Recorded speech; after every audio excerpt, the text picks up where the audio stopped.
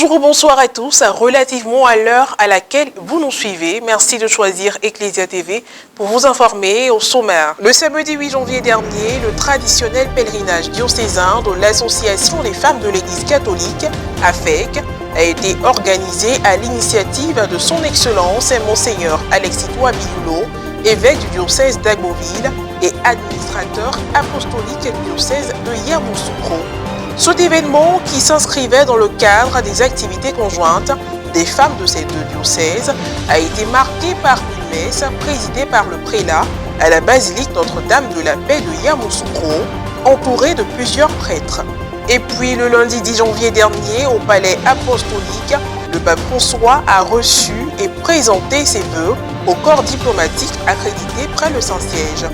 Dans un long discours prononcé au cours de la cérémonie, il a abordé plusieurs thèmes et a souligné ses priorités au niveau international pour 2022, plaidant en faveur du multilatéralisme.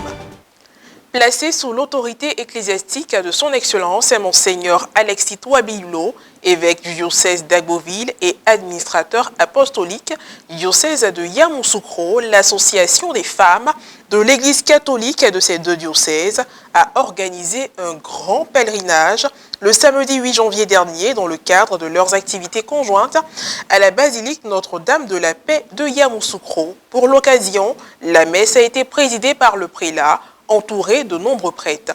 Reportage signé Pierre Richemont, commentaire Mourad Bouti.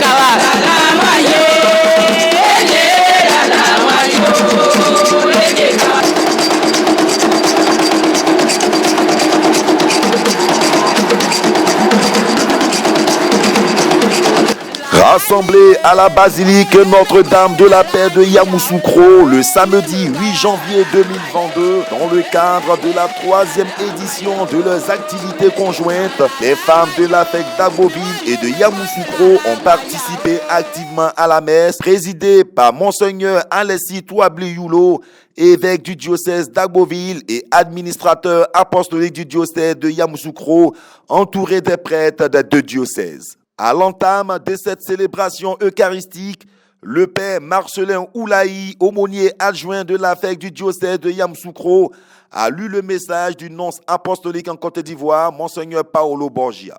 Les femmes regardent le monde avec le cœur pour qu'il ait la vie. Je vous souhaite d'être des femmes qui, comme Marie, la mère du Verbe de la vie, porte la vie au monde en le scrutant avec un regard d'amour et de miséricorde, et qui chaque jour se fait sacrifice, don de soi, abnégation, offrande, pardon, source de réconciliation et de communion. Dans son homélie, le révérend père Mathieu Apia, aumônier diocésain de l'AFEC du diocèse de Yamoussoukro, a invité les responsables et membres de l'association à l'humilité. Tout en s'appuyant sur la lettre adressée aux femmes par le pape Jean-Paul II de vénérée mémoire le 29 juin 1995 à l'occasion de la 4e conférence sur la femme. Soyez humbles, chère maman, en vue d'un apostolat fructueux, car le don de votre vie que vous faites aux autres tous les jours, à travers ce don, vous voyez l'homme plus que lui-même. Et parce que vous le voyez plus que lui-même, vous le voyez avec tout votre cœur. Et parce que vous le voyez avec le cœur, vous le voyez aussi avec sa grandeur et ses limites. Vous cherchez à venir à sa rencontre tous les jours quand il est égaré. Et vous devenez pour lui une aide. Que Dieu lui-même vous bénisse. Que Dieu vous inspire là où vous vous trouvez, chère maman, ce qu'il faut pour faire grandir et faire avancer son Église.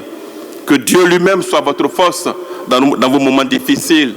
Qu'au-delà des souffrances et des difficultés que vous allez rencontrer, vous soyez toujours animés par la vie et par la joie de servir votre Dieu.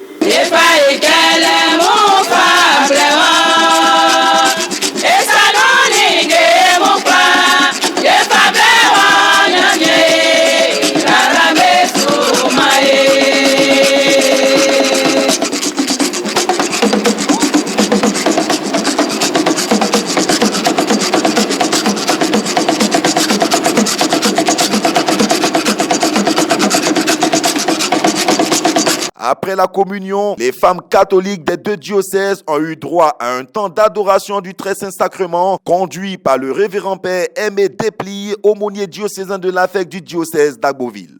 Des deux diocèses d'Agboville et de Yamoussoukro, elles sont venues pour toi. Accorde à chacun et à chacune ce que son cœur désire, ce que chacun attend de toi en cette année 2022.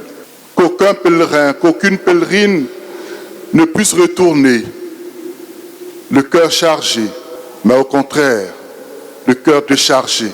À la fin de l'adoration, une collecte spéciale a été faite pour l'acheminement des vivres et des non-vivres au grand séminaire Saint-Pierre de Daloa. Au terme de cette activité qui a rassemblé les femmes de l'église catholique des diocèses d'Agboville et de Yamoussoukro, à l'initiative de Monseigneur Alessi Touabli, la présidente de l'affect du diocèse de Yamoussoukro nous fait le bilan. Le bilan, il est positif, cher frère, parce que depuis un moment, on ne sort pas en grand nombre. Mais cette année, ce que je constate, les places assises à l'intérieur font 7000. Donc 7000 places assises, quand j'étais à Lambon, à l'hôtel là-bas, on peut estimer autour de 6000 femmes. 6000 femmes qui sont sorties, elles ont laissé tout aujourd'hui converger vers la basilique et je pense que c'est positif. Je pense que quand nous parlons à nos femmes, elles comprennent. Et le plus important, c'est de mettre Jésus-Christ de Nazareth devant. Il est né il n'y a pas longtemps, 25 décembre, on a fêté Noël et je pense que le Christ est venu jusqu'à nous. On doit quand même saisir Jésus-Christ de Nazareth et lui demander de nous accompagner chaque fois que nous posons un pas vers l'avant. Et puis pour terminer, le lundi 10 janvier dernier, le pape François a reçu au palais apostolique 183 ambassadeurs. À cette occasion, il a présenté ses vœux à tous ses membres du corps diplomatique accrédités près le Saint-Siège. Les principaux thèmes abordés par le souverain pontife lors de la cérémonie sont la pandémie de Covid-19, le Liban, les conflits oubliés, la question migratoire, la préservation de la maison commune ou les éléments pour construire une culture du dialogue et de la fraternité. Dans ce long discours, le pape François a souligné ses priorités au niveau international pour 2022, plaidant en faveur du multilatéralisme. On rencontre souvent un manque de volonté d'ouvrir des fenêtres de dialogue et de fraternité, ce qui finit par alimenter de nouvelles tensions et divisions, ainsi qu'un sentiment général d'incertitude et d'instabilité. Au contraire, il convient de retrouver le sens de notre identité commune en tant qu'unique famille humaine. Toute autre alternative ne serait qu'un isolement croissant, marqué de verrouillages et de fermetures réciproques, qui saperait encore davantage le multilatéralisme, qui est pourtant le style diplomatique qui a caractérisé les relations internationales depuis la fin de la Seconde Guerre mondiale. La diplomatie multilatérale traverse depuis quelque temps une crise de confiance due à la baisse de crédibilité des systèmes sociaux, gouvernementaux et intergouvernementaux. Des résolutions, déclarations et décisions importantes sont souvent prises sans de véritables négociations dans lesquelles tous les pays ont voix au chapitre. Cette rencontre annuelle est une tradition qui montre bien l'attention que le Saint-Siège porte aux questions diplomatiques depuis des siècles et l'attention que la communauté internationale porte au rôle du Saint-Siège parmi elles. C'est la fin de cette édition d'information. Merci de l'avoir suivi. Que Dieu veille sur nous. À très bientôt.